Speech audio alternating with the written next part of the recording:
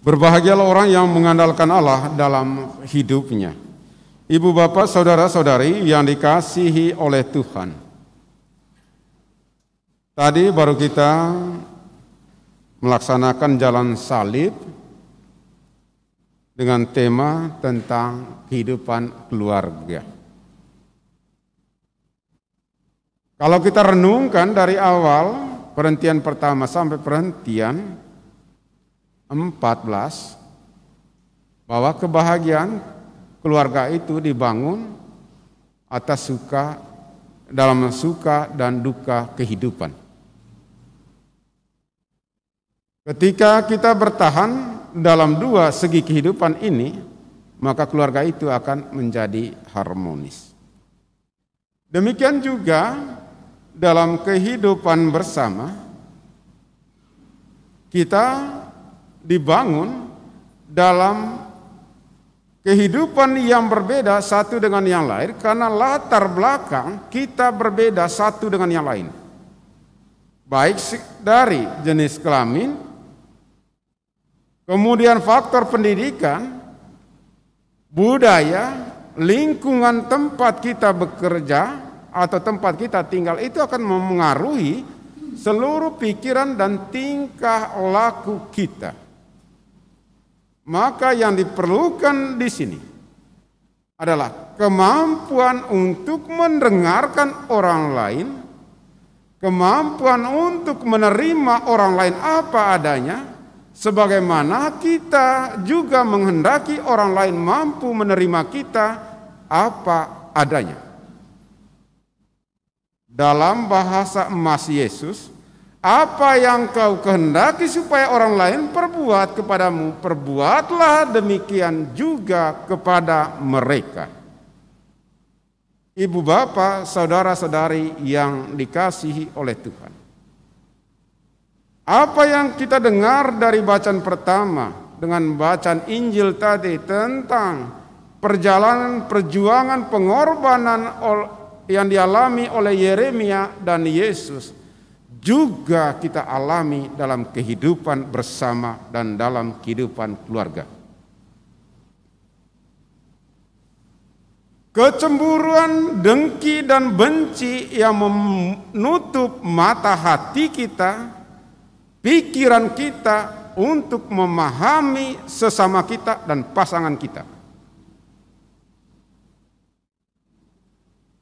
Perseteruan Yesus dengan para pemimpin agama Yahudi, tidak semua, sekali lagi tidak semua, karena masih banyak yang percaya akan pewartaan Yesus, terutama ahli Taurat dan orang-orang Farisi, lebih karena mereka cemburu, dengki dengan kehebatan-kehebatan yang dilakukan oleh Yesus.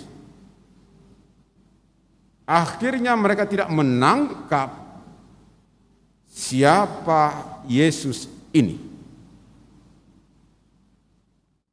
Karena tidak ada manusia dan nabi sekalipun juga tidak banyak yang bisa melakukan mujizat seperti yang dilakukan oleh Yesus.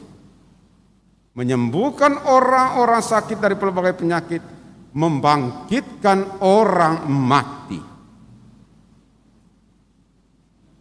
Kalau bukan Allah yang menyertainya, itu tak akan mungkin bisa dilakukan. Dan mereka gagal menangkap hal itu. Karena kecemburuan, dengki, dendam menutup pemandangan mereka tentang Yesus. Yang mereka harapkan, bagaimana menyelenyapkan saingan kami ini. Bagaimana melenyapkan orang-orang ini sehingga dia tidak terus mengutik, dia tidak terus mengingat akan kesalahan-kesalahan kami. Dalam hidup bersama juga kita sering alami hal itu. Menjadi orang baik dan benar tidak serta-merta berjalan mulus. Banyak tantangan. Kadang-kadang kita tidak dipahami oleh anggota keluarga kita, sahabat-sahabat kita, bahkan orang-orang yang tidak mengenal dengan kita. Kebaikan dan kebenaran yang kita tabur tidak semua orang mampu menerimanya. Itu murni kebaikan dan kebenaran. Tetapi ada yang masih melihatnya ada udang di balik batu. Tapi jangan berhenti. Kita belajar dari Nabi Yeremia, dari Yesus, dengan mengungkapkan kata-kata pemazmur tadi. Bahwa Allah lah benteng pelindung hidup kita. Kita tidak takut, tidak gentar, karena Ia beserta kita. Aku tidak takut meskipun aku dalam bahaya berjalan di lembah yang gersang, karena Allah beserta aku. Tetaplah setia, berbuat baik dan benar, meskipun banyak orang yang tidak menangkapnya itu. Karena Allah yang melihat ketulusan hatimu akan membenarkanmu. Tuhan memberkati kita. Amin.